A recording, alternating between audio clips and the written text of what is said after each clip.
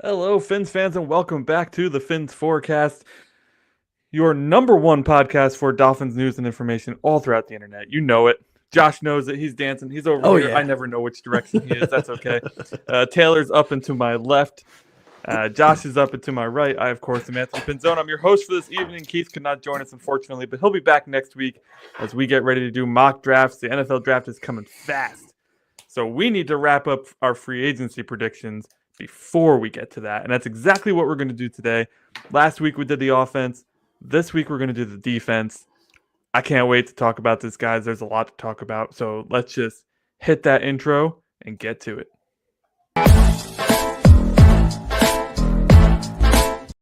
Sorry, that's not the intro. That's the outro.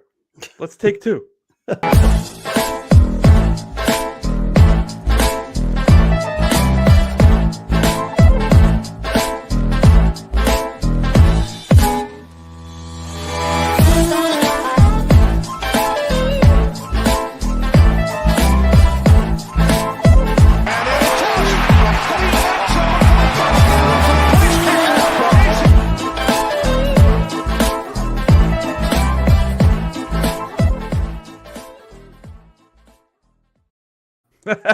Show was almost over before it started.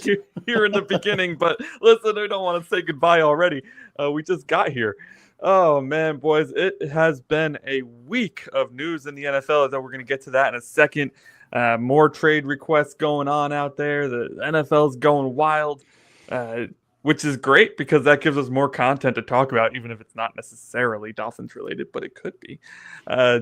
Listen, I'm excited to get into the defense tonight. The offensive conversation was fun last week, but it almost felt like we were building a whole brand new team because there's so many needs over there. The defensive side of the ball, I'm hoping that there's a little less need on that side, and maybe we have more to build on top of. Although I'm not quite sure. Listening to some other Dolphins podcasters over this past week, it seems like many believe the defense is has much more to do than the offense. So can't wait to get into that. But first, let's talk about how we're doing. Josh, how you doing this week, man? Feeling better, progressively day by day, man. But I've been looking forward to joining this to doing the show with you guys today. Today, I'm like you said, I'm very, very excited about doing the defense, going over kind of who are we keeping, who are we letting go, who do we think we might want to take a stab at and bring it in, and so on and so forth. Man, I'm truly pumped. So can't wait. Absolutely. And Taylor, welcome back to the show, man. I know one of your big events over this past weekend was the Senior Bowl. I know I tried to find highlights, which was remarkably difficult. It's tough. To find highlights for. Yeah. But how are you doing? How did you enjoy the game, man? Like, where are you at? I thought it was a really good showing for a lot of players. We may or may not get into it on today's show. We'll see. Josh, you have been going through it, man, over the last month on the show. I got to say, you're really coming across like you should be on our IR. Well, like you would fit right in. Pretty appropriate for a Dolphins fan. Yeah. Hey, speaking of IR, guys, there's a lot of free agents out there who are coming off IR. They're former second and third round picks that are really good looking defensive players, just happen to be coming off of injury and probably can be had for a pretty decent price. There's a few out here I definitely have my eye on. I know there's some that you guys have your eye on as well.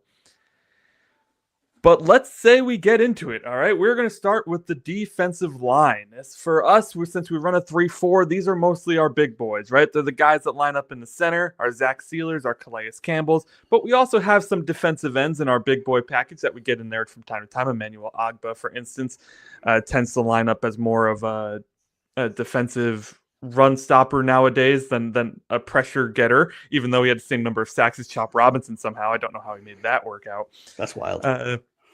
So the defensive line, Calais Campbell is potentially on his way out. He has talked about having a desire to play for Miami again if he decides to play, but he is going to be, I believe, 39 years old at the start of the new season. So there's potential there that he may not want to play. I mean, I'm 38, and I certainly can't imagine suiting up to go play football against a bunch of 22-year-olds. Yeah.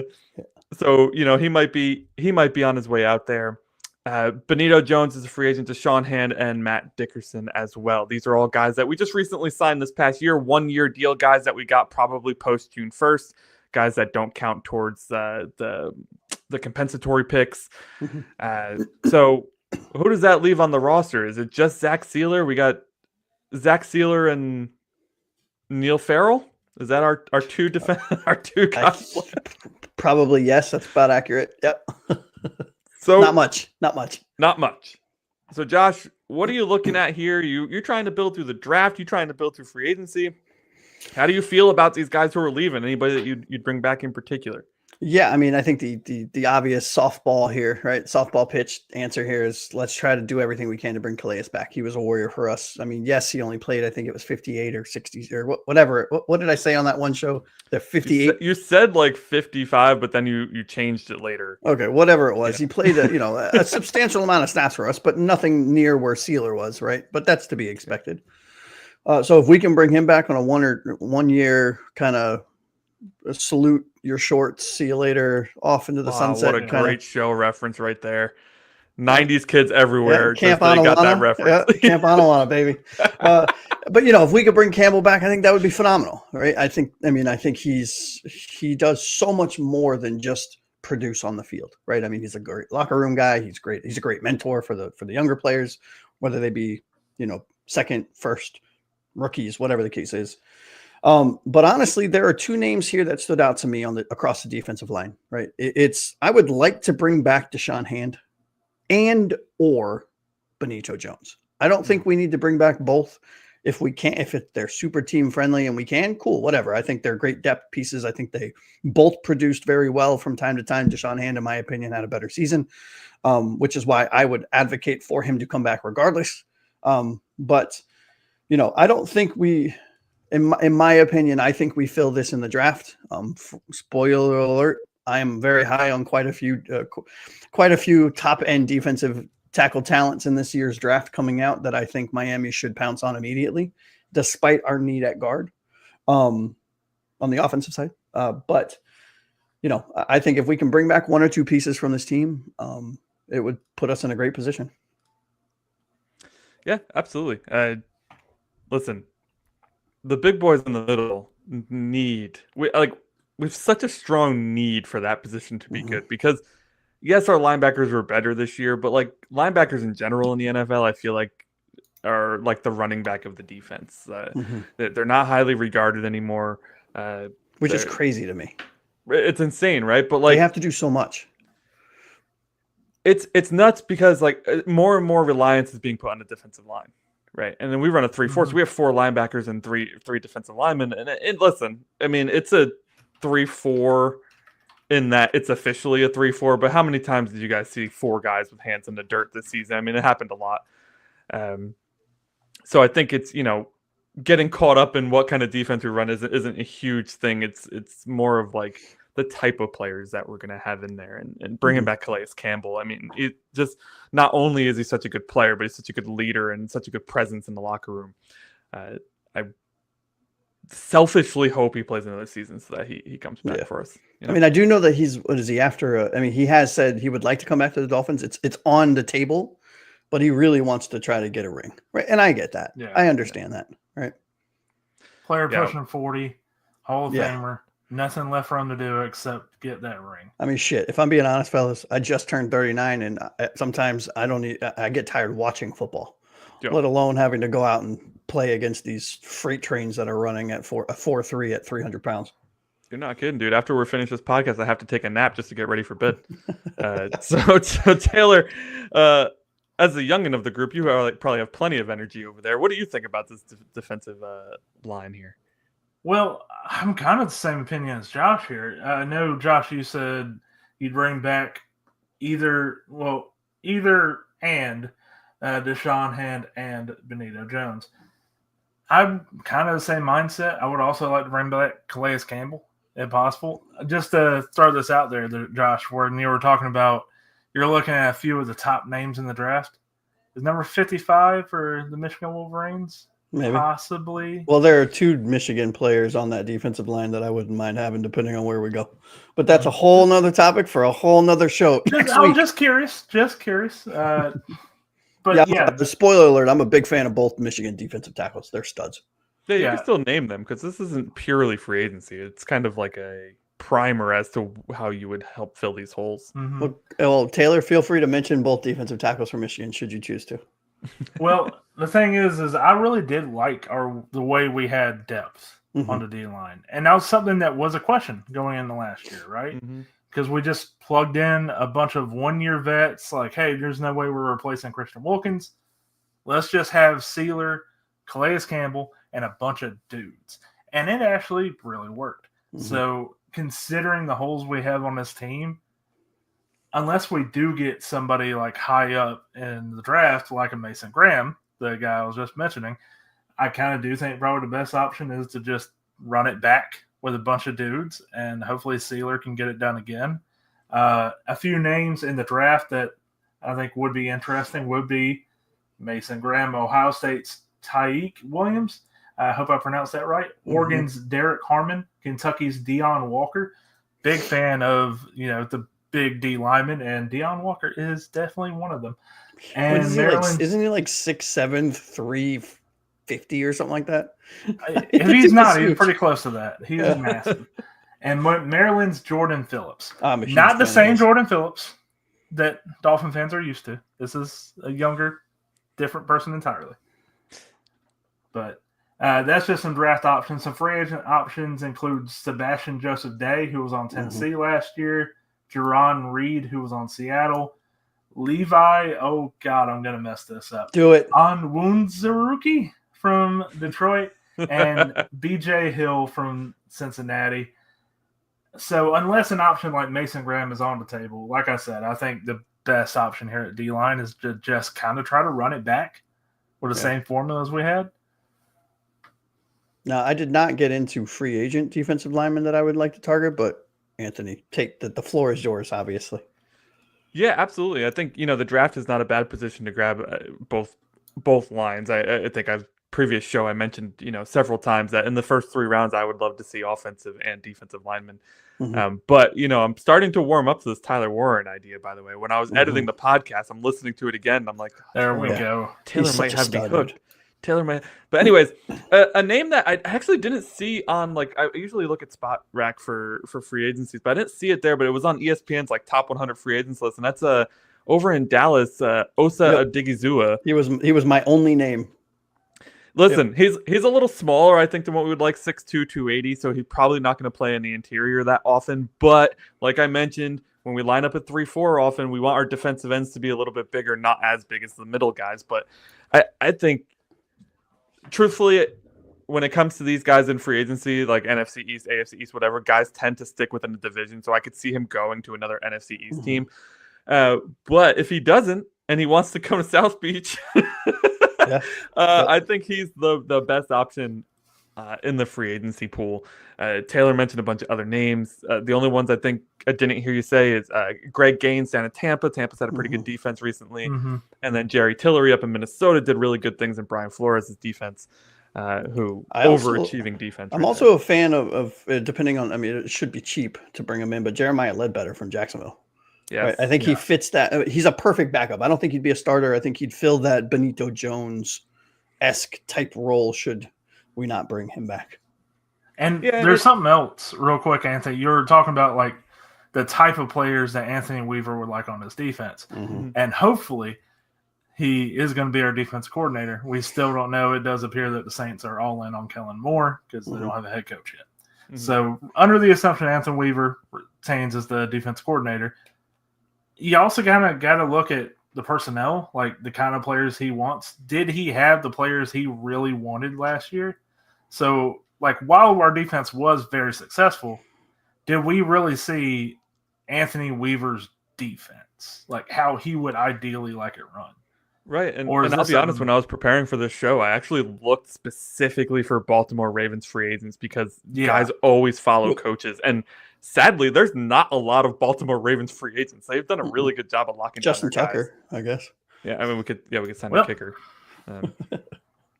Otherwise, I look for teams that run a similar. Brian Flores' defense is pretty similar. You have to admit. So Minnesota guys they have a lot of free agents, and then in New Orleans, as we've talked about previously, no cap room. Most of their guys are probably not re-signing. So I definitely took a look. I wonder if we could trade for Andrew Van Ginkel. I heard he's a pretty good player. I hear he's pretty good, but he's not a defensive lineman, sadly. Well, he played the edge anywhere. He played the edge. That's true. He'll play anywhere. Speaking of edge, we'll get into that in just a sec. But for those of you listening, either if you're listening live or if you're listening after the fact, let us know who you would rather get. Maybe we missed a name that we totally blanked on somebody who is a really good fit for this scheme and can really slide in for Calais Campbell, especially, which is an impossibility. There's nobody like Calais Campbell, but perhaps you could go ahead and let us know who we missed. All right, so let's get into the edge rushers. Oh, by the way, Josh, thanks for letting me know. You could be listening on Spotify as well. We do now have a podcast format, audio-only format on Spotify, coming to Apple soon. Sorry, Apple fans. Not there just yet, but it's in the works. Our boy Taylor up here to my upper left is getting the ball rolling on that, so we'll be on Apple soon. So, hopefully. Yeah, he's up. God, I got it wrong. He's up there. Listen, pointing on somewhere. These things is so difficult. All right. I'm somewhere on this. All right, Vanna White. Let's get to the edges. Edge rushers. So the boys that we're losing on the edge. Emmanuel Agba, who I just mentioned as a defensive lineman. You could go either way. Tyus Bowser, who played a hot second for us before he went on IR. Quentin Bell, surprising young talent, was really good in the preseason. We didn't see him again till later on in the year, but he did come on towards the end of the season. And then Cameron Good, who spent most of the year on IR and then came back for whatever reason we designated him to return.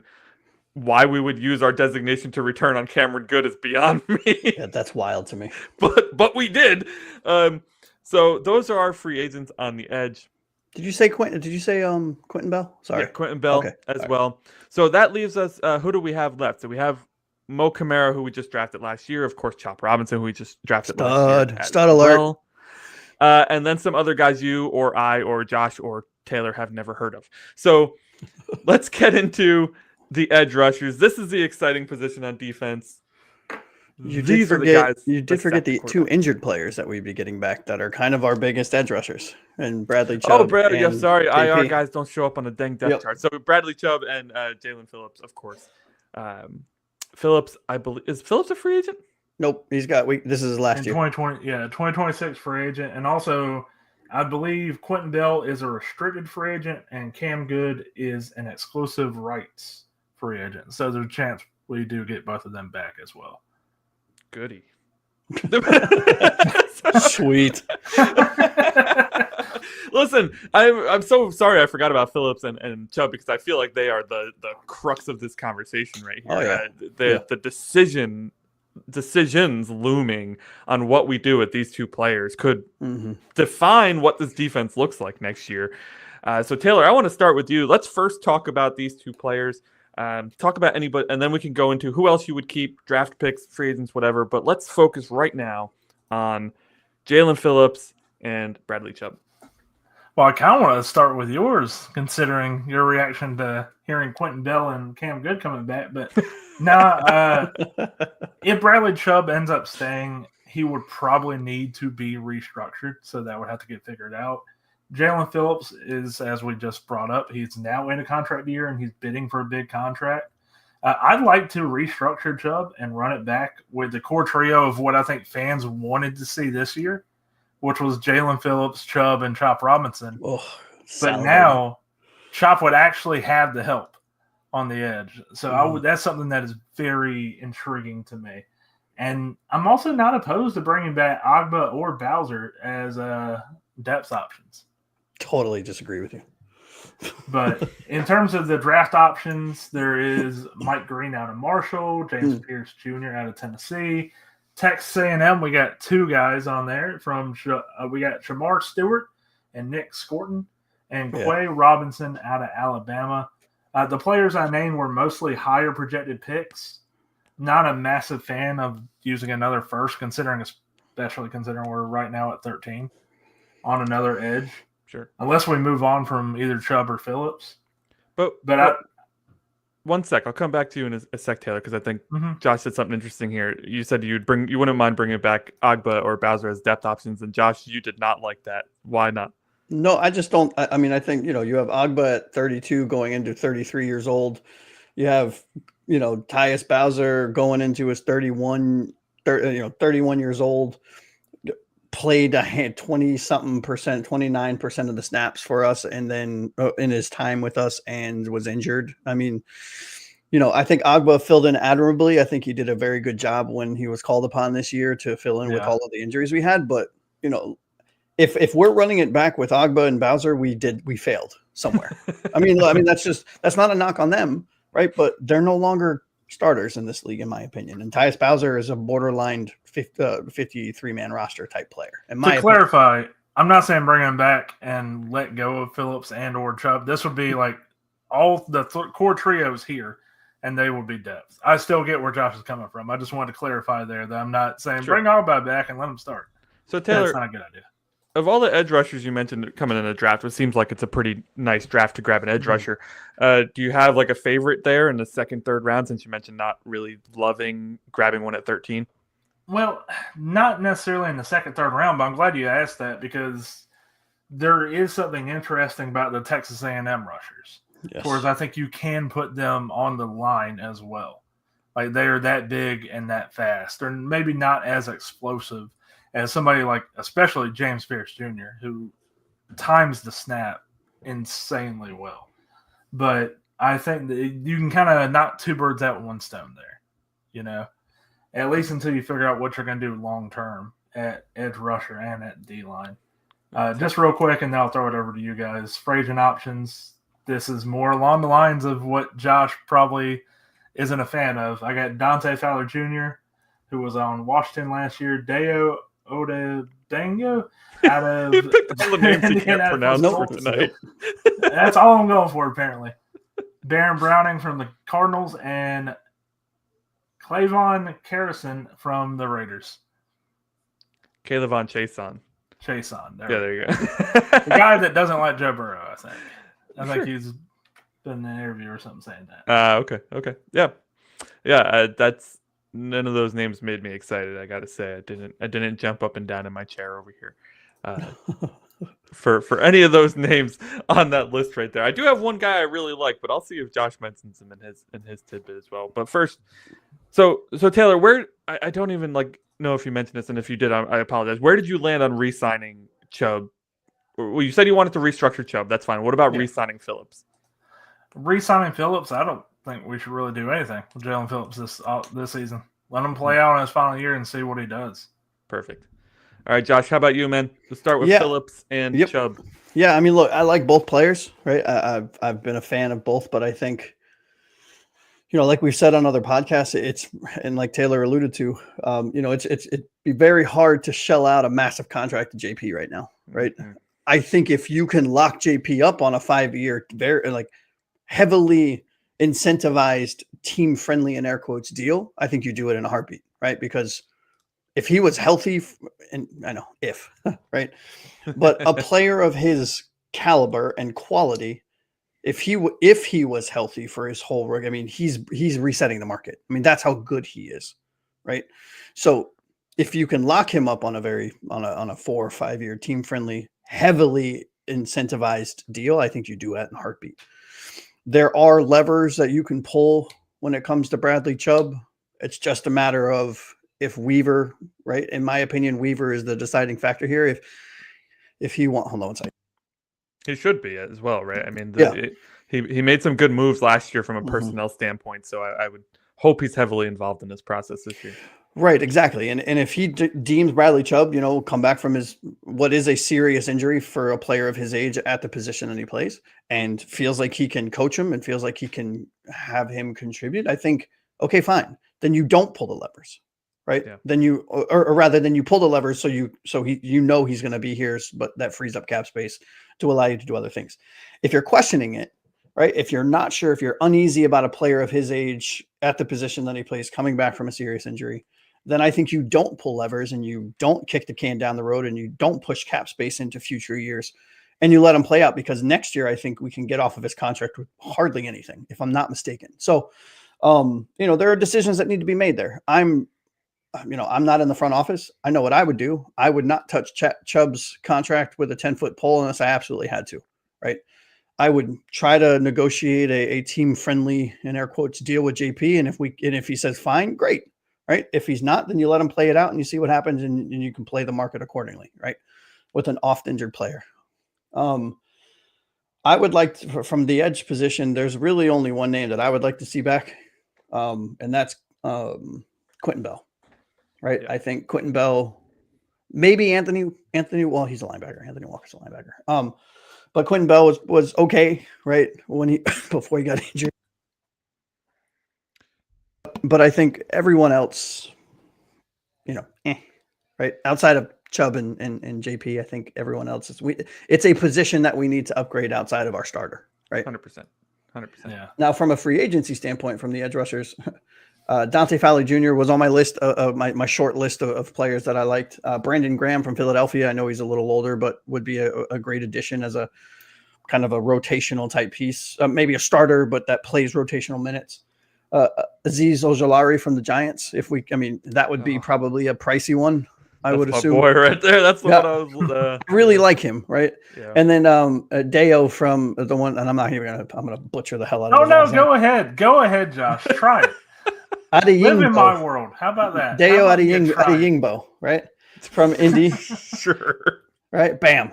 And then one that I really like that's relatively low on a lot of people's lists is Patrick Jones, the second from Minnesota, only because of the fact that he was in that Minnesota defense, right? Yeah. I gotta say, Azeez Ojulari, I actually be a little surprised if he earns a lot of money, but then not so surprised if he earns a lot of money. I mean, in his second year, he had 5.5 sacks in 7 games before going out with an injury. I was hesitant on putting him on my list because I was like, well, we have Jalen Phillips, we have Bradley Chubb, we already have a bunch of oft-injured edge rushers. Do we really need a third one? Ojulari is explosive. He's tall. He's lean. He's everything you want in an edge rusher. But he's got like a bag of moves too, which is insane. Right. But he can't stay on the field. He's Jalen Phillips again, which is like, okay, maybe we can play him half the season and Phillips the other half the season. Right. Hey, let's get creative with it. I don't know. So I'd be remiss though if I didn't mention one more thing here. And oh, by the way, let me talk about Phillips and Chubb first. I agree with you guys. I am not really in my current state on board with bringing them back or signing extensions or anything of that nature, unless, to your point, Josh, JP is an extremely, you're getting him for $10 million a year. Okay, let's go. Exactly. But if he's demanding the 18 to 22 that the top tier edge rushers are demanding, then no. Right. We're not looking at that right now. You can't even stay on the field. Why would we do that? Yeah, and again, from a talent level, he's a $23 million a year player. But he's right from an injury level, he's a $5 million a year player. So let's split the difference. And because of those injuries, he hasn't been able to put up the full season production to warrant that kind of deal either. So I get it from his perspective of being like, hey, I want a big deal because you can see the talent. It's not like it's just us projecting it. You see it in the game. I wonder if we gets hurt. I wonder if we could trick a team into trading a first round pick for him, like the Broncos tricked us into trading for Chubb. Maybe.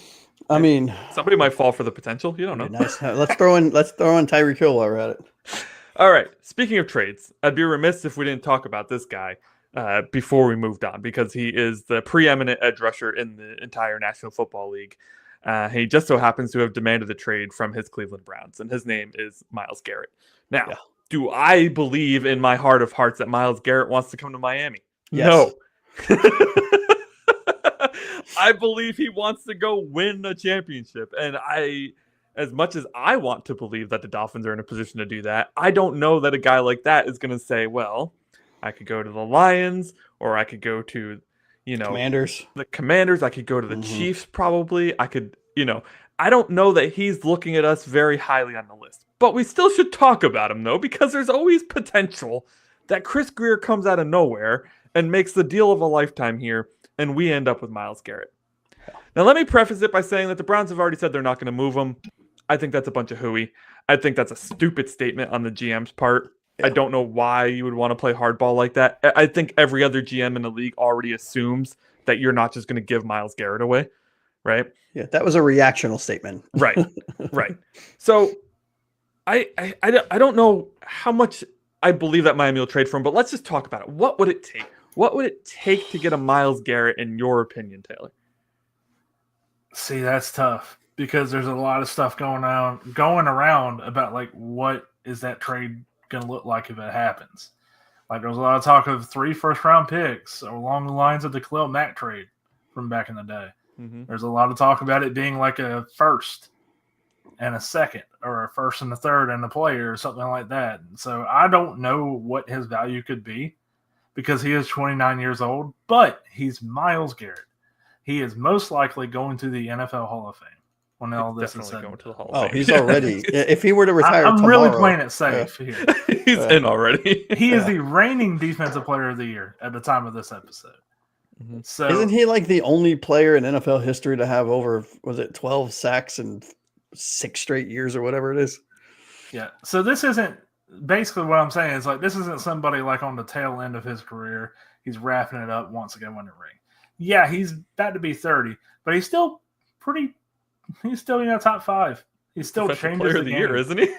Yeah, top 5, top 3 at his position, and probably best defensive players on the field. Period.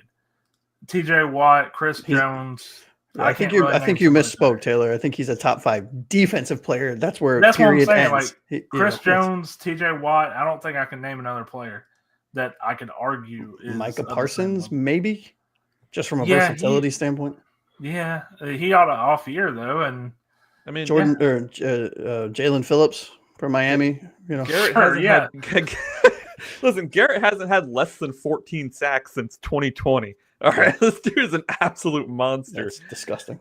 So Taylor, I tend to agree with you. I think it's hard to say because it might take a lot. Mm-hmm. I think it's in the eye of the beholder, right? I think right. Josh, you've sent us a bunch of texts with some ideas here, so let's hear them. Yeah. Let the people know what your ideas are here. Bradley Chubb, Jalen Phillips, Javon Holland, and Jordan Poyer for Myles Garrett. Done. Stamp Our it. entire defensive unit for Myles Garrett. We'll just restart. It's okay. And we'd probably still be better. Honestly, I think, if I'm Miami, right, and if I was putting a package together, and I'm sure all of us couch GMs will have an opinion one way or the other, right? I am a happy, proud, card-carrying member of the couch GM community, right? Oh, yeah. I think looking at the Browns team and looking at our team, there's some things we could offer, but it's going to mainly revolve around picks. Mm-hmm. So I think something in the realm of, unless they want Tyreek Hill, and in that case, fine, right? But let's say we're not going to talk trades, right? Because that's a whole nother can of worms, right? So I would say something along the lines of a first, 2 seconds, and like a late round pick swap kind of thing, right? Because what also you have to take into account is, yes, he is going into his year 30. That does not mean that he's by any stretch going to slow down by any capacity. But we also then have to probably give him a massive contract, right? Which decreases what you would have to dish out with that understanding, right? So I could see something like offers, maybe not just from Miami, just in general, where it's like a first, 2 seconds. So like a first and a second this year and a second next year with like a 5-7 pick swap or something like that, right? Depending on playing time, like make it conditional, right? I think there will be a team like, for example, I think he would fit amazingly on the Commanders, right? Mm-hmm. That has draft capital that could offer 2 firsts or 2 1s, a 2 and like a 3 in 3 years or something, right? Split it up however the hell you want. But from Miami standpoint, if they want Hill, take Hill, a first and a third. See you later, right?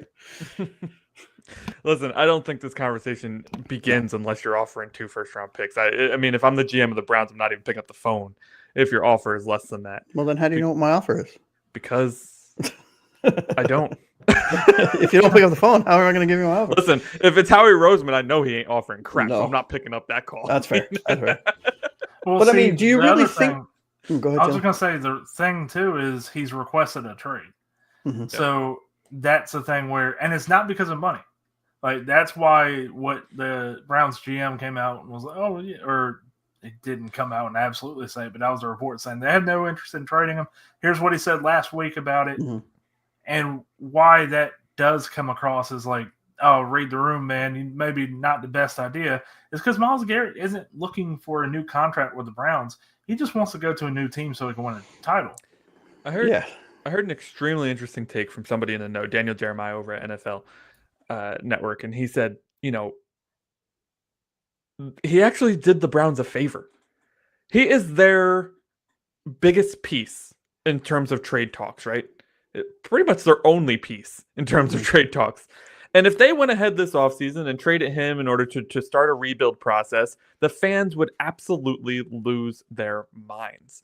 But now that he requested a trade, they can just be like, well, that's what he wanted, so we traded him, right? Yeah, we want to honor our best player and a future Hall of Famer, right, Right. Yeah. The Browns could come away with absolute boatload of picks and look like geniuses because and like really nice guys because they're just doing what their all-star player wanted, or he wanted to go win a ring, right? Like they have the opportunity to walk out of this looking really good, both from a football and PR perspective. But it is the Browns, so I don't actually know if they will. Yeah, I will say, in a world that we live in where I know this is not football really, but where Luka Doncic gets traded to the Lakers for a bag of peanuts and some dirty laundry, I think it's hard to know exactly what a trade would, the compensation required to get Chubb would look like. I can tell you that anytime you're trading a player of his style, his contract that the new team is going to have to shell out is going to be massive. So their compensation will be lower than expected. And I will say, I will be shocked if it's more than one first round pick. I could Garrett, see not Chubb. That's what I meant. Yeah. Sorry, I was reading the comments. Chubb and Phillips. Armando, thanks for joining the show. Chubb and Phillips can't be counted on like Tua. Yeah, well, I'm with you guys. Right? There's always somebody who comes in and craps on Tua for no reason. It's like unprovoked. Well, no, I think he's saying, if I'm interpreting this right, he's not crapping on Tua. He's saying Chubb and Phillips can't be counted on like we can count on Tua. That's how I'm the opposite. Yeah, I would love to believe he's being positive about our quarterback, but that's fair. Well, thanks for joining the show regardless, Armando. We love having you here no matter what. But listen, to your point, Josh, I guess the part of me that wants football to be like true to its core would think that it would take at least two first round picks to get Myles Garrett. No. But then again, I didn't expect to see Devontae Adams leave Green Bay, period, let alone be on his third team. Right. And I can tell you this. We all know he's going to end up on the Chiefs somehow, so let's just, because that's just what the NFL wants to do. Yeah. All right, Armando and anybody else in the chat, if you have some guys in free agency or guys in the draft that you really love, you think could be a great addition to this team as an edge rusher, Lord knows we need a healthy one, put it on in the chat or put it in the comments below. We would love to hear who your best options are on the edge. All right, boys, the next position up for grabs on our defense is the linebackers. Yeah, super excited. Our free agent linebackers are somebody we just acquired. Actually, two guys we just acquired. Tyrell Dodson we acquired midseason from Seattle's surprise cut of the player. And Anthony Walker Jr. we acquired this offseason. As well as Duke Riley, adios, and Cameron Brown. I'm not sure if any of those guys are restricted. Taylor, you can help me out there. No, they're not. They're all unrestricted. Yeah, all unrestricted free agents. Perfect. Those are my favorite kind of free agents. Yeah. So who does that leave on the Dolphins roster? If I go take a quick look, of course, we have Jordan Brooks, who was such a great addition to the team this season. Absolute wonder. And Channing Tindall, who has been an enormous disappointment. So there we go. That's our linebacking core. I think there's some other names there that are probably just practice squad guys that ESPN kind of lists it really weird. Any IR guys I'm missing there? Mm-mm. No. Okay, so we have Jordan Brooks and Channing Tindall on our. Did I go first? And our team. And Taylor wants to go first. What the hell, Taylor? But it's actually Josh's turn to go first. No, it's fine. It's fine. It's fine. Go ahead. All right, Taylor's going to go first. Taylor, steal my thunder. Well, there's a reason I want to go first because we have to say something obvious that all three of us, and you know what? I'm pretty sure I feel comfortable co-signing this for Keith. We all want. Tyrell Dodson has to be re-signed. Would love it. Well, obviously. It's got. That's what I was going to say, Taylor. No, I mean, it's got to happen. Like, I don't care if it's a 1-year deal. This man has got to get back on this team. because he was absolutely incredible for the brief time he was on the team. 77% of the snaps, man. He's only 27 years old. So what does that mean for Walker? You bringing Walker back, or you saying no? Well, here's the interesting thing, and this is why whenever Josh was panning my edge rushers, that I was thinking about, like, hey, here's some good options. The thing is a lot of those options were on the cheaper side, and they were clearly depth. The reason why is because I think there is an opportunity here, which is Mike McDaniel's favorite word, to improve and not really revamp, but I guess retool the linebacker room. With Brooks as the clear starter and Dotson, if re-signed, being this bridge rotational starter. Some draft options include Jahad Campbell from Alabama, Jalen Walker from Georgia, Demetrius Knight from South Carolina, Danny Stutzman from Oklahoma, Jay Higgins from Iowa, and Jalen Walker. This time from Indiana. There's 2 Jalen Walkers. That's not going to get confusing, by the way, during the draft process. Some free agent options are Bobby Wagner, played for the Commanders last year, Robert Spillane from the Raiders, Zach Bond, who was about to play in the Super Bowl for the Eagles, and Nick Bolton, who is also about to play in the Super Bowl for the Chiefs. So I'd like to see some kind of investment in both free agency and the draft. If there's a good investment in free agency, I'd like to see a linebacker get drafted more on the late side and vice versa. So that's kind of where I'm at. Josh, I'm sorry to steal your thunder, but I really want to just get the Dotson part out of the way. Well, so you named so many names, my head's spinning. So let's focus here. Give me one guy in the draft that you really like, and one guy in free agency that you really like. Oh man, the draft, that's a tough one. Jahad Campbell from Alabama, sideline to sideline speed, absolutely love it. Him and Jordan Brooks side by side would be absolutely incredible. His anticipation is like a little bit slow, but it's like it pops on the screen though. And he can actually blitz as well. So Alabama defensive players, they're tried and true, ready for the NFL. What for our fans at home here who don't necessarily follow college football, what rounds is that guy looking to be drafted in at this point? First, second round. Late first, second round. So it would have to be probably a second round pick. He would have to fall to us. Who, Campbell? Yeah. He's not in the first in any capacity, in my opinion. I think he's second really? or third. Yeah. Well, too many other good somewhere players, between man. the first and third round. So the first 2 days of the draft, I think, is close enough in terms of accuracy for us here. And what about free agency, Taylor? The name that keeps jumping to me is Bob Spillane for the Raiders. There's just something like we talked about last week about like getting physical players, like people who could, I don't want to say bring an identity, but bring just something different to the team. And speaking, not to go back to the Myles Garrett conversation, if nothing else, like Myles Garrett brings a game-changing identity to any defense he's going to go to. That's just how good he is. I'm not saying Bob Spillane's that good. He's just one of those kind of players that, like, when you get him, he has like okay, so now the linebacker room has a little bit of attitude to it, a little bit of fire to it. We need attitude. They got that boy Divine Diablo over there, and with the Raiders too as a free agent. And man, I kind of love to move him to safety, but that's not the current conversation right now. Listen, he just has an all-time great name, and we already have Storm Duck, so why not have Storm and Diablo out in the field at the same time? It's good. Be the scariest defense in the NFL. I love it. All right, Josh, gonna throw it over to you, man. Let's talk linebackers. We only have 2 on the roster, so we need to add somebody. Yeah, Taylor said it all, so I quit. No, I'm kidding. I'll echo. Let's beat the dead horse with a stick, right? I think Terrell Dotson signs. That's a must, right? We don't break the bank for him, but I think no matter if we can get him on a good deal for a couple seasons, I think that's a no-brainer. Even if he is not a starter, right? He's a very, very high quality backup, depth piece, if you will. And I've actually, maybe I'm in the minority here, but I really like Anthony Walker, right? I think, 48% of the snaps, I think, that he played when he was healthy and playing. I think, he was 1.5 sacks, 2 interceptions, or 1 interceptions, 3 pass defense, 75 total tackles. I mean, good stats, right? For a player that played under half the snaps of the team when healthy. And I think because of the roster depletion, you kind of have to bring. We need bodies, right? So you got to bring We back, sure do. right? So I think anything that gets Duke Riley off the team, I'm okay with, right? Because Duke Riley is a Jordan Poyer. Well, he did great on special teams this past year. If we're bringing him back and like the conversation is you're literally just going to play special teams, then I'm okay with it. But the second I see him out there in the defense, I'm puking. But that's the problem. If he's on the team, somehow he ends up on the defense. I'm like, no, it's not worth the risk for me. He's an amazing special teams dog, right? Like, here, hold on. Bam. He is a special teams dog, Armando. I could not agree with you more. But let me tell you something. If he's on the team, inevitably he ends up on the defensive side of the ball.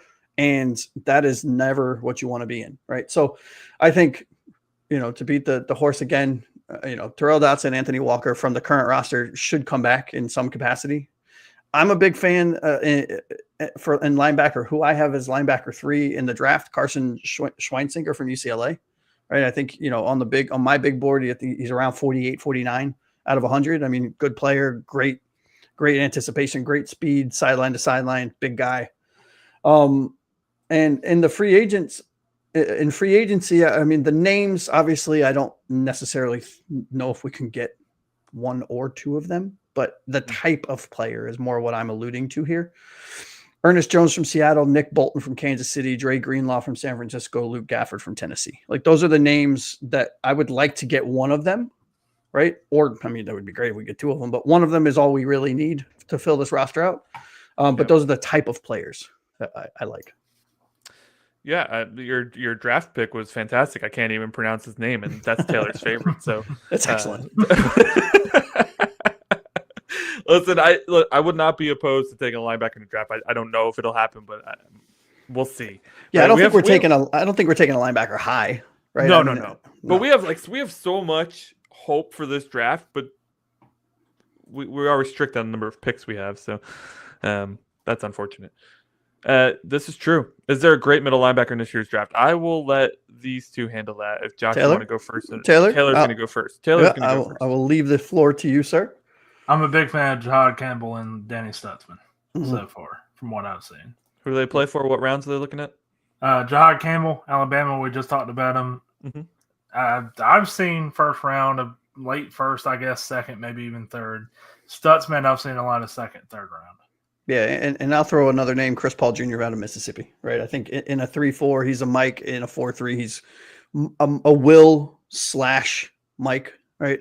But let me tell you something. If he could figure out a way to stack on a little more weight, I mean, he could be devastating in a good defense. I long for just a middle linebacker that we can fall in love with again. Zach Thomas. Yeah, can we clone Zach Thomas and just call it a day, fellas? I mean, why is it so Jordan difficult? Brooks could be that guy. You never know. I mean, we loved him this year. I asked to clone Jonnu Smith last week, and you know what? Tyler Warren, that might be good. It creates a whole controversy on the show. Listen, but all of a sudden now, let's clone Zach Thomas. No, well, now it's just our thing. The Finn's forecast. We don't have. We're science folks. For you. We have cloning. All right, we're next level. We're just so far ahead of everybody else that we're cloning good players. I love it. All right, boys. Thank you so much for that. I think Nick Bolton nailed it on the head there in terms of free agents. Not a ton of free agents out there, but Nick Bolton, 100+ tackles in 3 out of his 4 years. That's something to look at there. I saw a Baltimore free agent, Malik Harrison. He is a depth piece and nothing more. But listen, he was a 3rd-round pick once upon a time.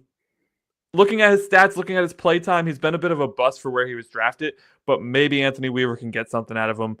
Maybe special teams, maybe a depth piece. Yeah, and don't forget, Landon Roberts is available if we're interested. No, we're not interested. Sorry. We're not interested. I did think about throwing him on the free agency list, I will say. Also, I had Ernest Jones in there as well. It would be interesting to see Miami sign a 3rd Seattle linebacker, although he wasn't there with Dotson and Brooks because he was traded to Seattle from Houston. That would still be pretty funny. Yeah, my big want, if I'm being honest, is Nick Bolton, right?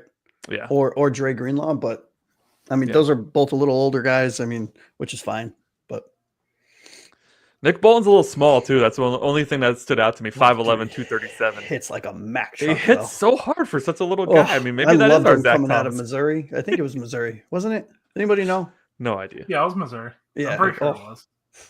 Hold on, I'll do a Bing search. He's Bing searching. Who the heck uses Bing anymore? What is going on over there? No, I'm using Google. I'm not a crazy person. Hey, Anthony, I'm going to ask Jeeves. Yeah, go ask Jeeves. That's great. Josh with the 90s references tonight is killing it. All I'm right. crushing it, fellas. Absolutely. All right. So let us know in the chat, who on earth would you bring in at linebacker? With free agent draft, doesn't matter. Let us know. We would love to get your opinion on this. While we move on to the cornerback position. Oh, yes. Oh, goodness gracious. All right, guys. So at corner, I believe we only have one free agent. His a guy by the name of Kader Kohu. He's a restricted free agent, so we do get first dibs at him. But if somebody offers him a wicked contract that we don't want to match, then we lose him still.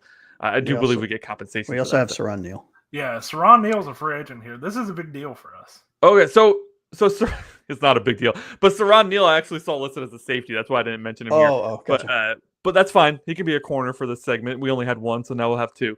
Saran Neal, who I hope goes and plays somewhere else and has no conversations with the Dolphins about coming back ever in his life. Spoiler alert. So that leaves us with a pretty full deck here. We have Jalen Ramsey, Kendall Fuller, Storm Duck, Cam Smith, Ethan Bonner, and Nick Needham. While the deck might be full, it's not exactly full of face cards. We got a bunch of 2s and 3s and 4s. And Armando's already laughing about Cam Smith's name even being mentioned. Very likely to be a cut candidate there.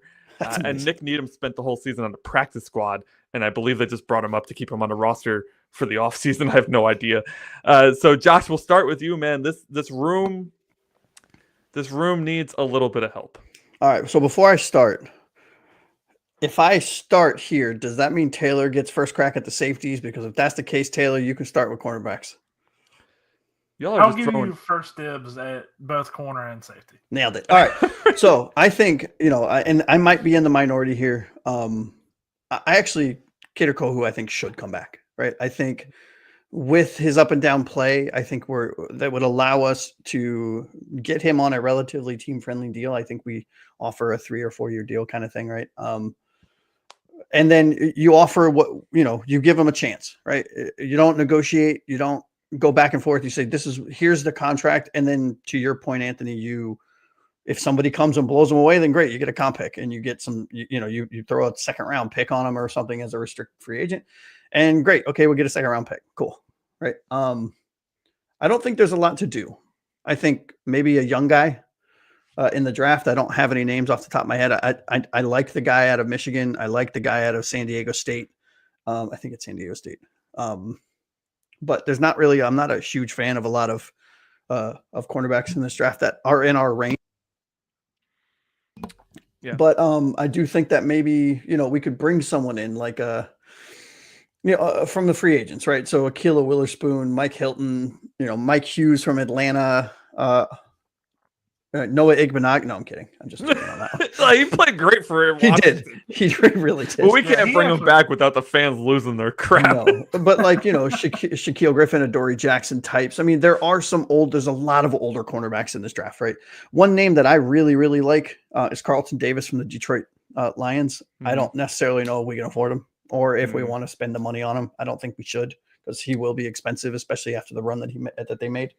Or someone like DJ Reed from New York. The Jets, right? Hey, Armando likes one of your guys here. So, Armando, I don't know if you're just joining us or if you've been here the whole time, but Ethan Bonner we were a big fan of Ethan Bonner in the preseason. Boy can run. Yeah, I didn't even know who he was, but I should say Keith and Josh were big fans of Bonner in the preseason.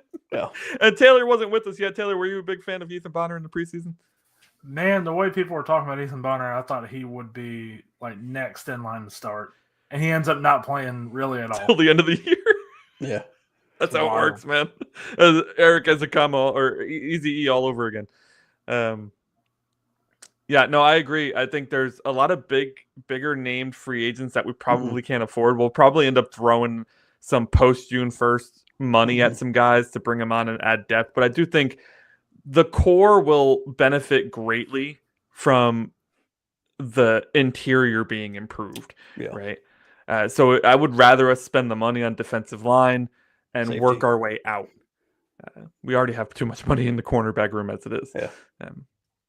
So I'll throw it now over to Josh, who or Josh, you just answered. To Taylor, the other Josh. What?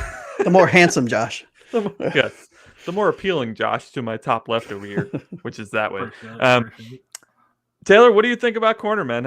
Anybody in the draft that's tickling your fancy? See, this is a weird room because I want to see like a big overhaul in this room, and there's a reason why. Armando brought it up. Cam Smith being a second-round pick, not really doing a whole lot. I'm putting it mildly. Really, it's kind of like Cam Smith is like a microcosm of how this cornerback room has been the last 2 years. But at the same time, considering the holes we have on not just the defense, what we've gone over so far, and oh boy, we're going to have fun with that safety room, but also the offense, right? There's holes on offense. Like some positions we just got to try to patch up and move into next year. I think this is one of those positions. I kind of really like the idea that we should probably go more towards free agency, try to get a cheap depth option to really push somebody like Cam Smith forward, potentially. And if that doesn't work, at least we have somebody who can get on the field at the very least. I'm not a big fan of the draft either, just mainly because of where we're picking at 13, and we have so many holes on the team anyways. A few names I do have is Ben Morrison from Notre Dame, I love him. Siobhan Revelle from East Carolina, and Kobe Bryant from Kansas. For agency-wise, Rasul Douglas from the Bills, Mike Hilton from the Bengals. Man, that's the dream right there, Mike Hilton. And Asante Samuel from the Chargers.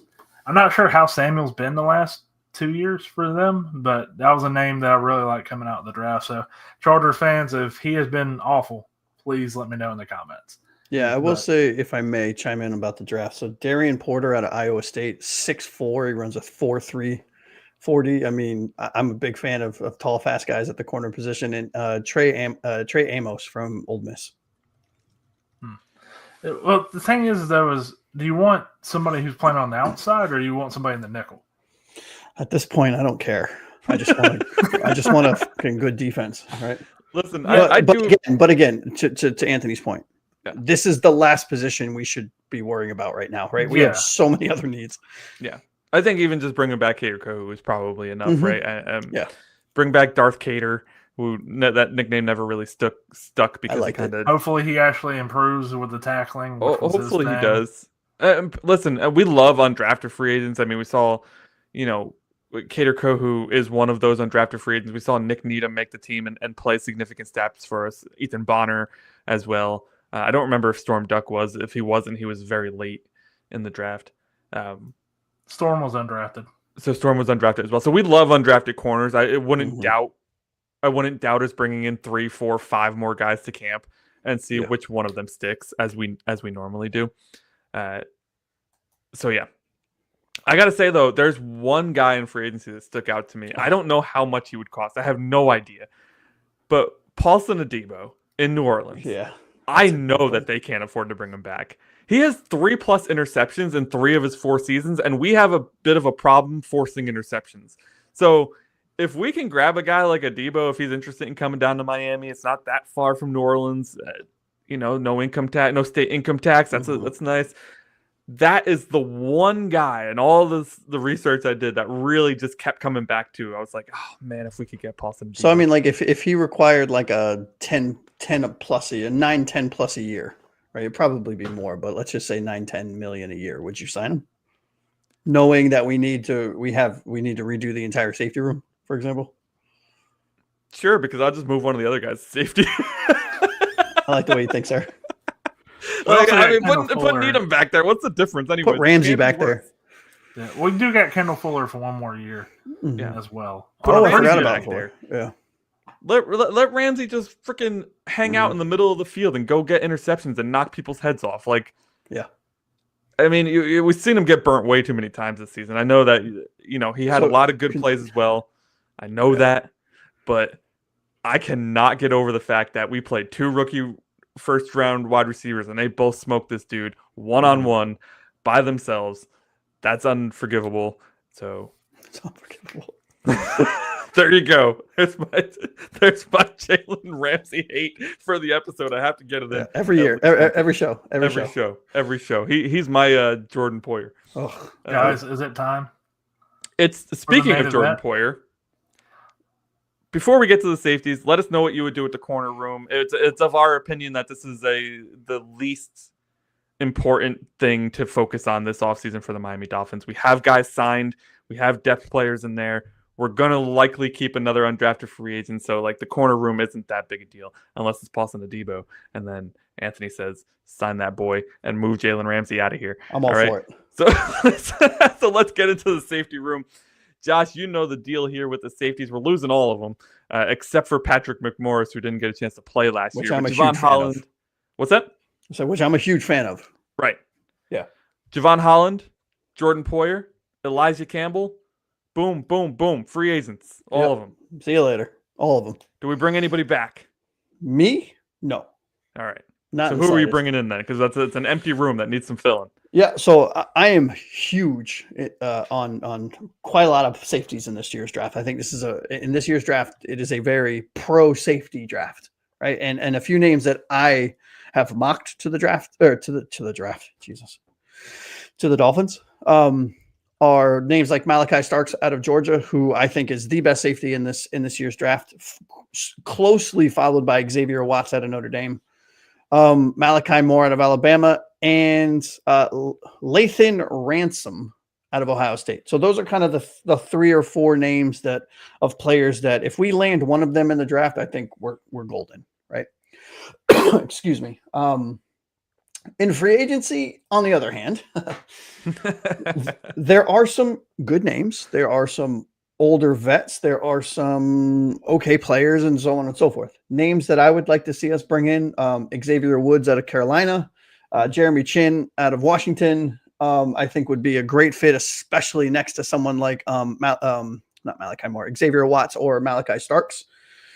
Jordan Fuller out of Carolina is another name that I kind of like.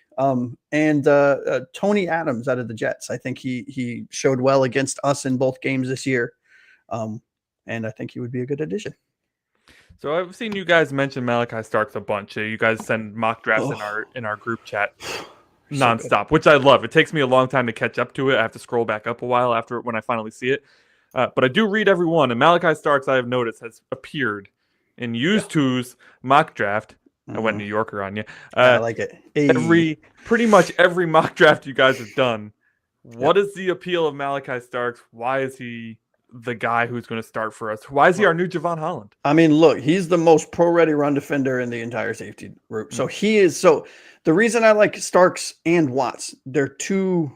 If we drafted both of them, they would both be our starters. One would be a free safety, one would be a strong safety. Starks, for me, is more of that Javon Holland in the box safety. That does not take away from his ability to cover. I think he's fast. He's 6'1". He runs a 4.3. I mean, stud across the board, right? Just great. He's remarkable at just about everything he does. Xavier Watts, on the other hand, 6 foot, runs a 4.5, but is that kind of field general, hangs back, surveys the land, and then bam, is the missile that comes in at the last minute to get the interception or to take someone's head off. Those are the 2 players that I'm a huge fan of, and I hope we land one of them. I love it, decapitating safety. Oh, who doesn't? Who doesn't? Taylor, what do you do? Do you agree with Josh's assessment there? Well, I don't want it to be understated how much Josh has been a fan of Malachi Starks. Mm-hmm. Between him and Kelvin Banks, the tackle/guard from Texas, those are Josh's guys so far. Yeah. I'm a big fan of Malachi Starks as well. I'm a big fan of Xavier Watts. Starks might only criticism, I don't want to say criticism, but the only thing I don't really like with this game is there are times where I wish he would be a little more aggressive in the tackling department. Mm-hmm. I'm not saying he's a bad tackler. He's not. He had 77 tackles last year, right? Yeah, you could look at the film, the PFF grades, all that stuff. He is a good tackler. But on film, there are a few moments where you're like, oh, man, I wish he'd just hit it from a different angle, and he would have been perfect. But that being said, like, he moves around. Like, you can put this dude in the slot. You can put him at free safety, strong safety. There was a lot of, like, Kyle Hamilton. Yeah, exactly. I will say he does, in my opinion, his weakest kind of attribute is his man press, right? I don't think he's very good at it, but that's more technique than anything else. Mm-hmm. And And Xavier Kyle Watts, Hamilton, dude. So I'm over here dreaming now. Yeah. and Xavier Watts too. He has this propensity to find the play. Mm-hmm. I can't really explain it. Like you just have to would see Notre Dame play him every time. It'll be like, who the hell is this guy? Oh, okay, he has the ball now, and you're over here watching Ben Morrison, and you'll find Xavier Watts all over the field. Yep. So I mean, he had 6 interceptions, right? 6 interceptions, 8 pass defense. He had 136, if I remember right, interception yards returned. 67 total tackles, and we're talking about Xavier Watts out of Notre Dame here. The perfect free safety, in my opinion. And the thing too is, I think a theme for me, like talking about as a primer for free agency in the draft here, something that I hope has come across is like finding players that could change the identity of the offense or defense. I think Starks and Watts could do that, especially for the safeties. So an empty safety room is a problem, right? That means we need to sign at least 3 players for that position, or potentially move guys who we already have, or sign, draft guys, whatever. In the event that Javon Holland is not looking for deal-breaking money, which we all believe he is looking for in the top 5% between, let's say he's looking for between 13 and 16 million a year. That's a lot of money that we probably don't want to spend on a safety who just had one of his worst seasons ever. What's the point you're looking at where you're comfortable with us bringing back Holland? Like, is there a dollar figure? Is there anything where you're just like, okay, he had a bad year. Maybe it's Jordan Poyer. He's trying to do too much, blah, blah, blah, blah, blah. Like, is there anything within you that is okay with potentially bringing Holland back, Taylor? This is going to sound bad because we've all been critical of Javon Holland at the end of the season. But I will say, as much as we're fans of Malachi Starks, Xavier Watts, and a few other safeties in this class, you kind of hit the nail on the head. Like, we got Patrick McMorris under roster. That's it. Like, we need people on this. We need people in this room. So when you look at the free agent market, you got like Jeremy Chin from the Commanders, Trevon Moehrig from the Raiders. I got to say, like, I was looking at the free agent class and I was going, yeah, I guess we need to try to re-sign Javon Holland, hope the market's not that big. Yeah. Like, don't get me wrong, I don't want to break the bank for Javon Holland. But if it's a case where people are looking at the draft and going, we're just going to draft a safety, maybe it could be a thing where Holland signs a 1-year deal back with the Dolphins and be like, I'll try again next year. He's a very young player, still has a ton of potential. I don't think it's the end of the world if he doesn't get the big contract in this offseason. And this right here, what Armando's saying, is 100% true. And this 100%. You lose the fans every time you do this. Mm-hmm. If you're not playing 100%, we saw this early in the season, pulling up, not hitting the hole, not hitting the runner. It was a really bad season for Holland. And we've beat that horse so much it's beyond dead at this point. It's just bone. But I will say this though, right? And I do think Holland's productivity on the field is directly related to who plays next to him. Yeah. And there's no accidentally understanding that, right? I mean, if you look at how well he played his rookie year, his second year, look at who was next to him. He had a better safety partner than Jordan Poyer, right? I think I would have been a better safety partner than Jordan Poyer. Yeah. And I think if we can bring someone in, whether it's we re-sign him and grab one of the rookies with one of our top 2 picks, right? Top 3 picks, I think our safety room is marketably better, right? But according to everything I've read and everything I've heard so far, and it hasn't changed, and I believe where there's smoke, there's fire. He wants a market resetting contract. I'm sorry, you're not worth it, dude. And that's just insane to me. I mean, the highest average per year for a safety is Antoine Winfield. He makes $21 million a year, but there's not a lot of guys. Nobody else makes over $20 million for a safety. So it's like, do you really believe you're worth $22 million a year after the season you just had? Yeah, it's wild. And I will say this: we've said, Armando, we've said this. All of us have multiple times on the show. If this is the product that you're putting out in a contract year, Yeah. No, thank you. Right.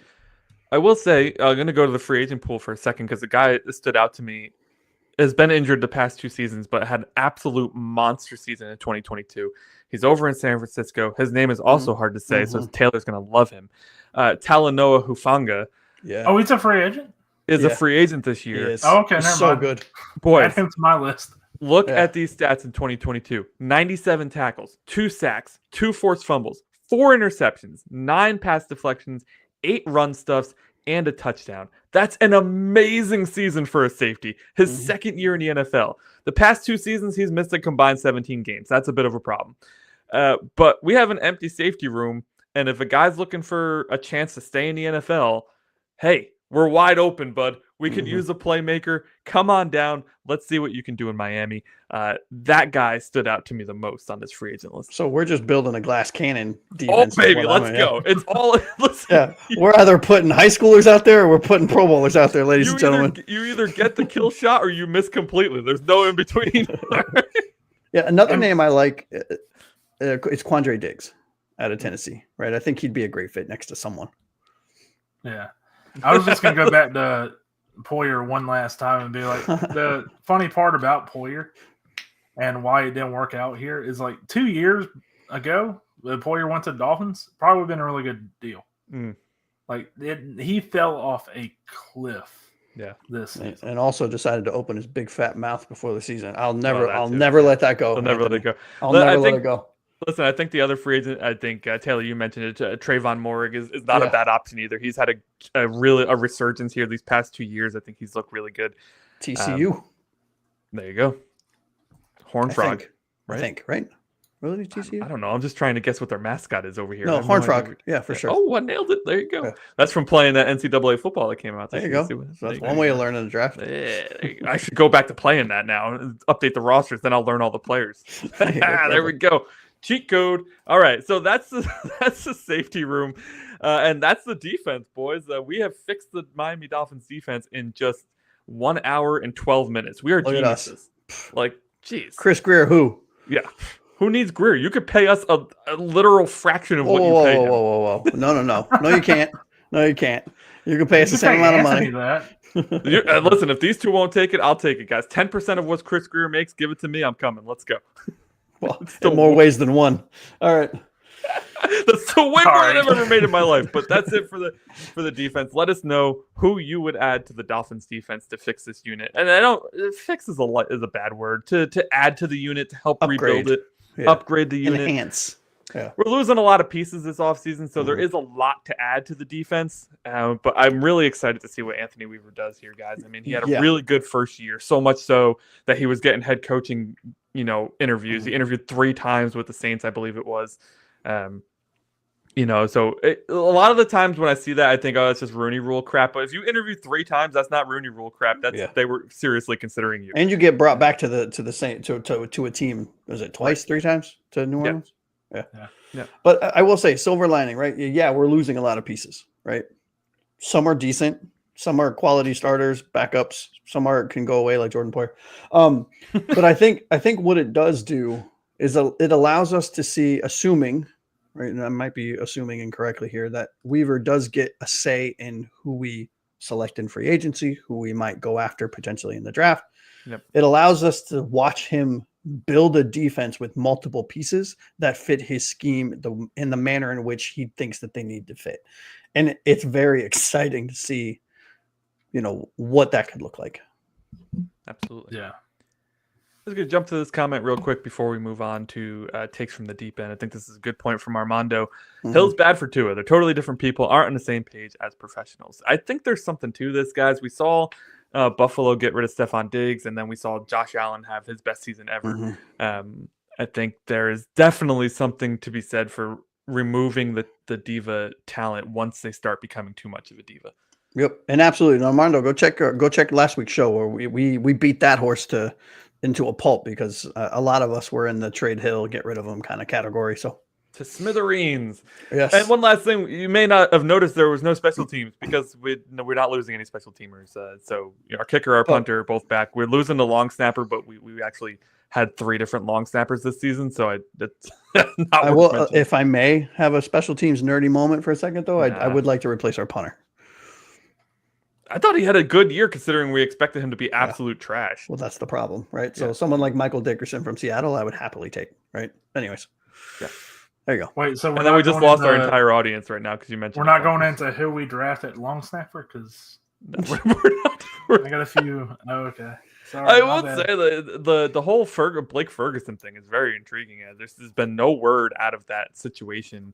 And if you're unfamiliar, Ferguson was put on non-football injury list at the beginning of the year last year, and we haven't seen or heard from him since. Hopefully he's okay. I know his brother also plays in the NFL, so he has some, a connection there to a support to lean on. I would have to imagine this is mental health related, so I hope he's doing okay. Yep. All right, Josh, take it away.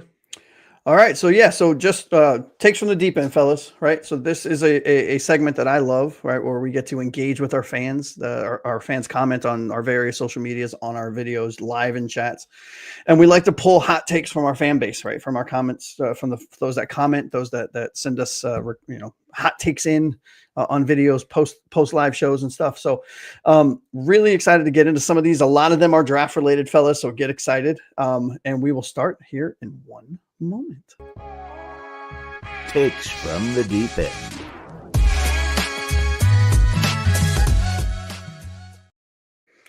All right, fellas. So who would like to get the first take? Let's go. You know what? Let's go, Anthony. All right. This one is, I actually have this one specifically for you, Anthony. I'm very excited about this one. So takes from the deep end. You have to pick one. Go 25 consecutive years without winning a playoff game, or win the division 5 straight years, lose twice in the AFC Championship game, and never reach a Super Bowl. This is very clearly a Dolphins versus Bills question right here. What? I don't see the comparison. Listen, I'm absolutely taking the latter. Okay, I want to see success, no matter how heartbreaking it is to not make it to the big game or all that crap. The reality is it's way more fun to win than it is to lose. And if we're making it to the championship game, that means we're winning at least 25% more than we have been. So I am going to take the latter there. I'd rather make it to the championship game and never reach the Super Bowl. I like it. All righty. I love this one. All right. This one's for you. No, this is a good one. Like, I really do. Where the hell did it go? I really do like this one. All right, Taylor. Cam Skadbo, right? One of my man crushes, would look so damn good in a Dolphins uniform. A backfield of Jalen Wright and Skadbo, with Achane as the jack of all trades, kind of lining up everywhere at the wide receiver, would be unstoppable. All right, is this yours? Maybe. It must be. It really seems like it. But you know what? I really like that idea as well. You guys know how much of a fan I am of putting Achane at wide receiver more and letting him just play pretty much every position and getting him touches rather than rushes. So I am not opposed to that in the slightest. And Skadbo, he does bring the boom to an offense. I love it. Yes, Armando, I could not agree more. And yes, that did sound like a Josh take, by the way, Taylor, but it was not. That was actually from one of our fans. That's shocking.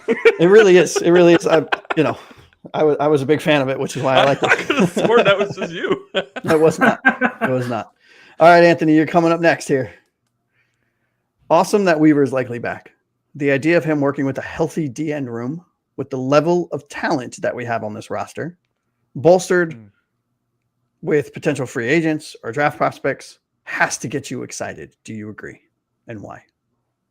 Yeah, I do agree, because Anthony Weaver's first season, while it had its ups and downs, there was moments where it was exciting to watch the defense again. It wasn't just absolute trash. It wasn't a coach who didn't want to be here just being like, whatever, do whatever you want. It wasn't Josh Boyer's blitz on every single down, no matter the situation.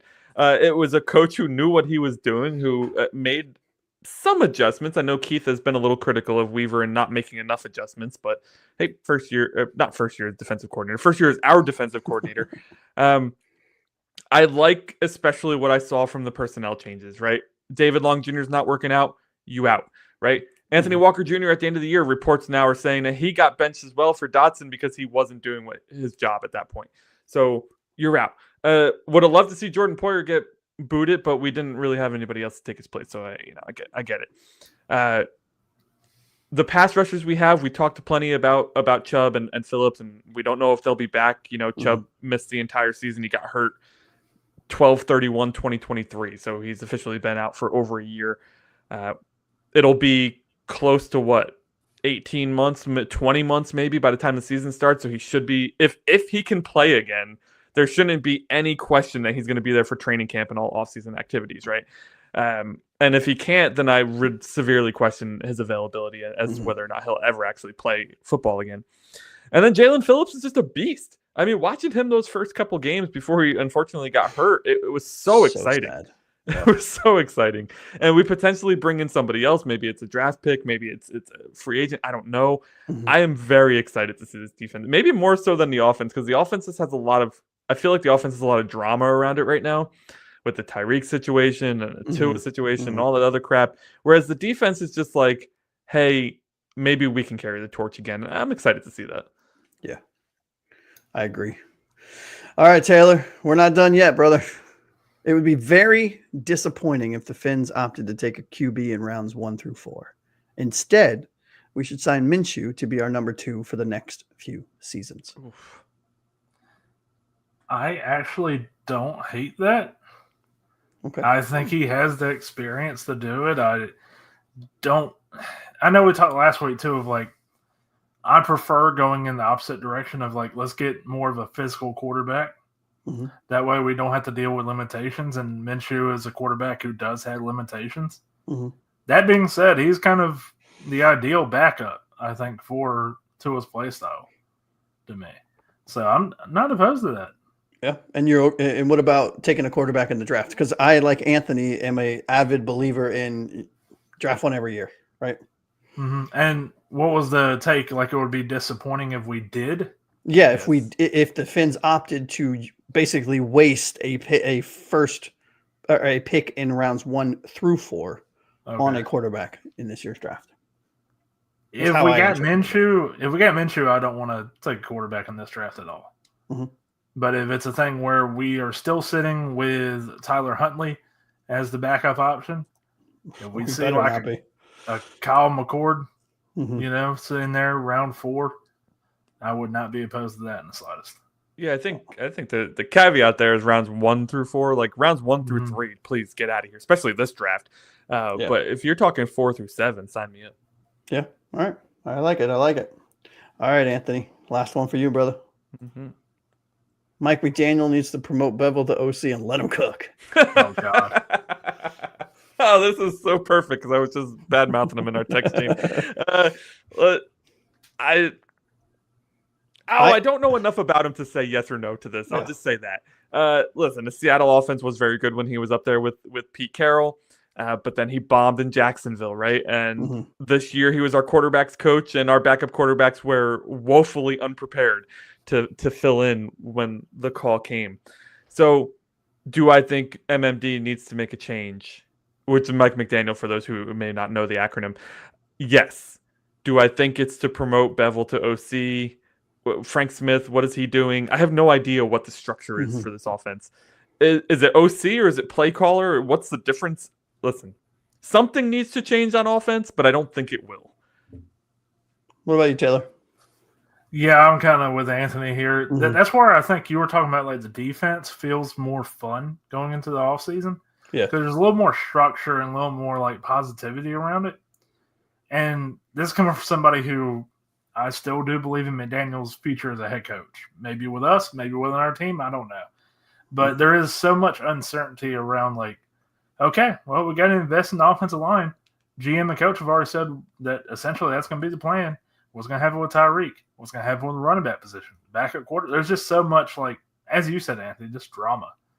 Towards, I don't know, something needs to change. I don't know if it will, but it's, to me, less fun to talk about compared to, Weaver and bringing in Malachi Starks and stuff like that. Mm-hmm. It reminds me of like Sheldon in The Big Bang Theory, right? Like he's just so smart and he knows so much about so many things, but he's so annoying about it. And that's what Mike McDaniel feels like to me. It's like when you watch guys who know tape and who know the X's and O's and they watch the Dolphins offense and they break it down on YouTube, they are absolutely enamored with Mike McDaniel's play calling and with his style and how he draws up plays. Like they're extremely smart plays. But he doesn't do the basics well. He's incredibly good at calling interesting and intriguing plays, getting guys into positions that work. But when the offense isn't working, that's it. There's no base level that he can lean on to get us through the tough moments. It's just like you said with the glass cannon. It's either we're getting that kill shot, which is, I hate using that term. So we're getting that touchdown or we're not doing anything. Right. Yeah.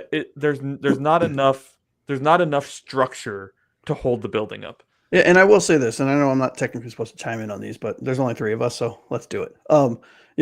We've said this on the show, right? Mike McDaniel is amazing. And to allude to what Anthony just said at creating plays, at drawing them up, at designing them.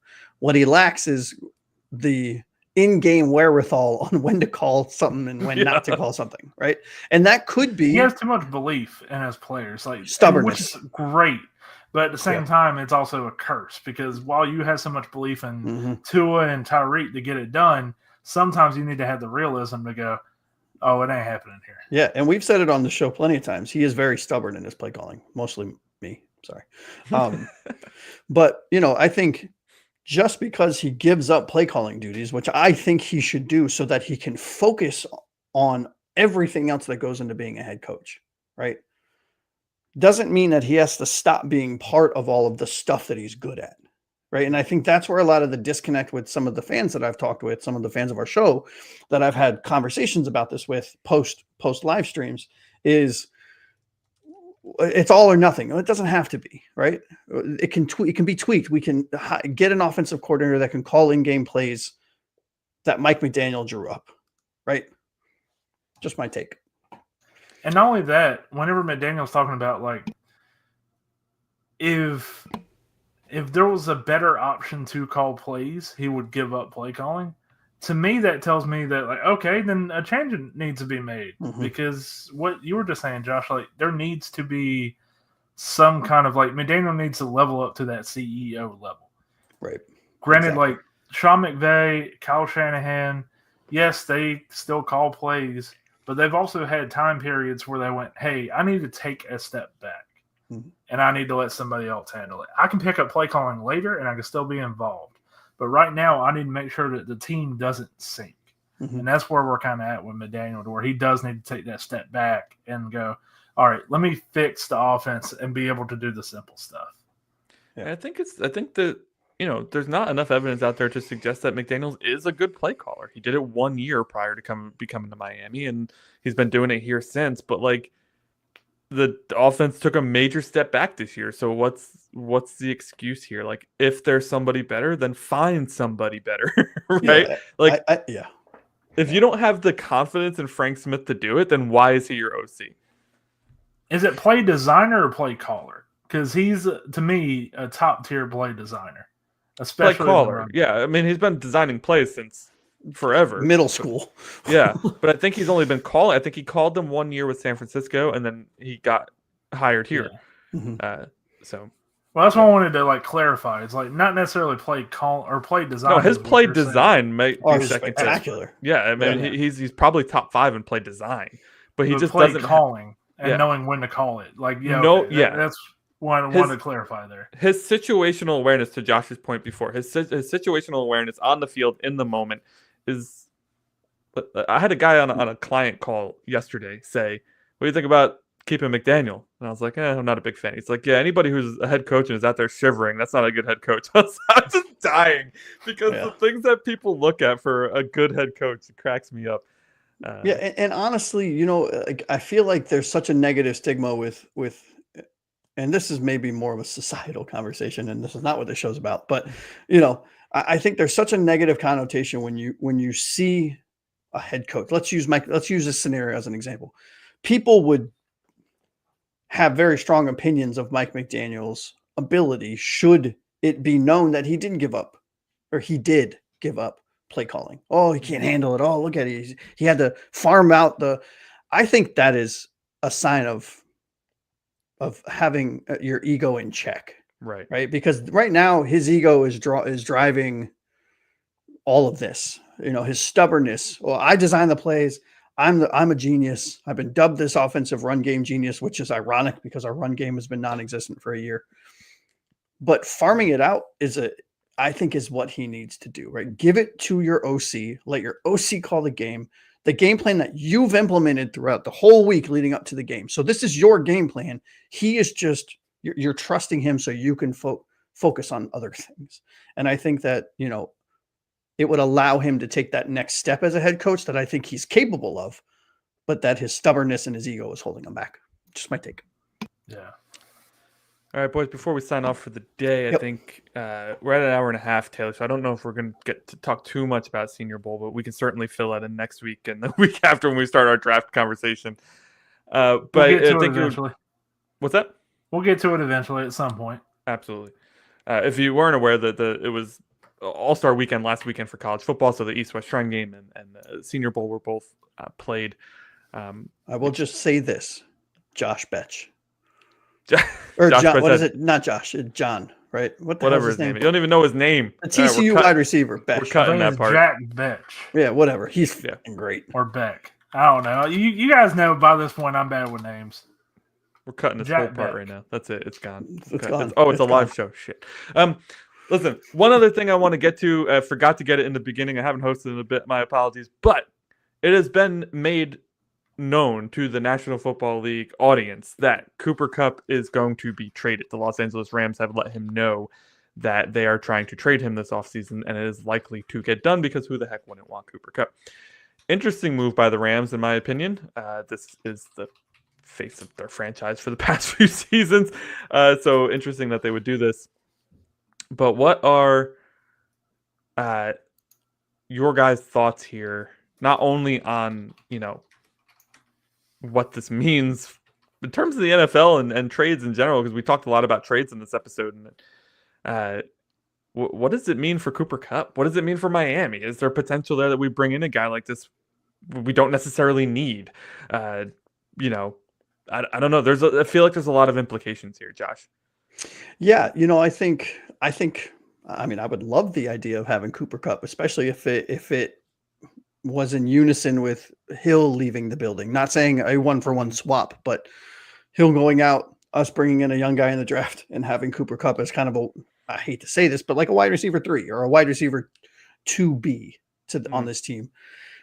The problem has always been with Kupp is his durability. And again, how many injury-prone players can you have on a team? Well, apparently, if you look at both of our last, screw it, right? Let's glass cannon this shit all the way through. So we're gonna win 2 games, or we're winning the Super Bowl, right? Let's go. I've always, out of college, even I was a big fan of Cooper Kupp, and I would love to see him in a Dolphins jersey. What it would take to get him probably isn't an insane amount, right? You got to be less than Adams, you would think. Yeah, I don't know. I forgot what did Adams go for? Do you guys remember? I'm pretty sure a 2. I think it. Yeah. I think it will probably be close to that, right? But would you say, okay, let's say we draft a TJ Warren or Kevin Banks Jr. or whatever in the first round, and we had a chance at getting a clear bona fide starter at, let's say, the safety position, like Malachi Starks in round 2, or the Notre Dame safety who I'm blanking on for some reason, Xavier Watts in round 2. Would you rather have a young stud safety or an aging veteran wide receiver at a position of need? Because I do think wide receiver is a position of need for us. Which would you rather have? All right. Those are the questions you have to ask. Right. For me, I'd stay clear of this. Yeah. But yeah, I tend to agree. I think, listen, we have too many holes to be spending draft capital on a 30-plus-year-old wide receiver who has been injured for most of his career. As incredibly talented as Cooper Kupp is, and when he is not injured, when he's healthy, when he's performing at the highest level, he is one of the best wide receivers in the NFL. And one season, he was the best wide receiver in the NFL. But I think, their incredible drafting capability of the Rams has made this a possibility. They end up with Puka Nacua in the 5th round or something like that, and he ends up being as good as Kupp in one season, which is better. Incredible. Potentially better, yeah. I think, this is a move to get somebody over the hump. And to me, this screams Detroit Lions. Yeah. I can't think of another team that's a better fit. Yeah, not only that, when you look at like what we've been talking about the last 2 weeks, and this is not a shot to Cooper Kupp, the player. Like he's very talented. He had the Triple Crown a few years back, won a Super Bowl, top player. But durability is an issue, and he's going to have a big contract attached to him. And what we talked about the last 2 weeks is, hey, it'd be nice if we could start to reallocate the cap a bit, move away from, hey, 2 Ferraris on the outside paying a bunch of money. And as we saw with last year's offense, like we didn't really use them a whole lot. A bunch of screenplays, baby. Yeah, so replacing Tyreek Hill essentially for like a Cooper Kupp, you're basically just doing the same thing, but with a different player type. And I don't know, it kind of seems a bit redundant still. I'd rather just go younger and cheaper. Yeah. I mean, to Armando's point, we need to build from the trenches out. I mean, we've been watching Greer try to build from the outside in for so many years now. Like, come on. We're looking at the teams in the Super Bowl. They're all built from the inside out, all the playoff teams, everything. Still, I think it would be, from an NFL fan's perspective, not just a Dolphins fan, to see Cooper Kupp reunite with Jared Goff in Detroit. Oh, my God. What a perfect marriage, right? Like, I can't even. All right, boys. Just like that's on the level of Myles Garrett reuniting in Miami with, I don't know, pick a player because I really want him on our team. All of them, yeah. With Anthony Weaver, I'm sure they're related. They had some sort of relation in football way back when in high school or something. Yeah. And before we sign off, I have some exciting news for our viewers. Right, I will not mention names as we are still kind of hammering out the final details, but we will be inviting and hosting a very prominent Miami Dolphin figure in the Miami Dolphin sports media world on our show in a few weeks here. And I'm really excited. It did take quite a while to get all the ducks in a row, but super excited. Cannot wait. More details to follow. But just keep your ears up and your eyes open. It's going to be a rocking show on the show that he will be here. Absolutely cannot wait. It's our first guest of any kind. We just started the show. If you're new here, we started the show prior to the NFL season starting this past year. We got in just in time for the first preseason game, and now this is our first offseason. So to have a guest on of this person's magnitude is going to be absolutely amazing. I can't wait. Yeah. All right, boys. Final thoughts before we go ahead and tune out. Can't tell you who it is yet, Armando. You'll find out soon enough. You got to tune in. All right, Taylor, final thoughts. Really excited for this upcoming offseason for the defense in particular, and hopefully we do get an entirely new safety room. Believe that. Josh, what about you? Yeah, we're, it was fun talking about how to fix everything, right? It was fun talking about the potential, but let me tell you, we're about to get into my favorite time of the season. As a Dolphins fan, pushing 40, the draft time has always been the best time. Pushing 40. Right? Has always been the best time of the year for most of my Dolphin fanhood. So this is, the draft time, talking about prospects, mock draft season. And for those that are watching and those that are listening later, our next couple shows are going to be around mock drafts and doing kind of a mock GM scenario. And it's going to be real fun. I'm super, super excited about it. So tune in. Yeah, if you love the draft, now's the time of year to be here. I mean, we've got free agency covered. There's not much more to say. It's free agency is such a hectic period for one day, literally, and then it just goes away. Really, for a few hours. Yeah, really, just a few. You're right. It's just a few hours. Like the legal tampering period ends, and we already know half the people who are going to be signed, and then nobody else gets signed for like 2 weeks. Maybe even more than that. Nobody else gets signed until after the draft. Exactly. Yeah, right. Real excited to talk draft, though. Real excited to have a guest, and a huge shout out to Armando Swaim sitting in here with us this entire hour and a half show, dude. We appreciate you more than you know. If you haven't yet, please hit that like button on the video and consider subscribing to the Fins Forecast. We will be here all offseason. So if you're not yet sick of Miami Dolphins football, well, you're just as sick as the rest of us. So stick around, hit the subscribe button. We'll have content for you every single week. For up to my left here, Taylor and Josh, a.k.a. Aqua Ace, on the top right, I'm Anthony Pinzone. This has been the Fins Forecast, and we will see you next week.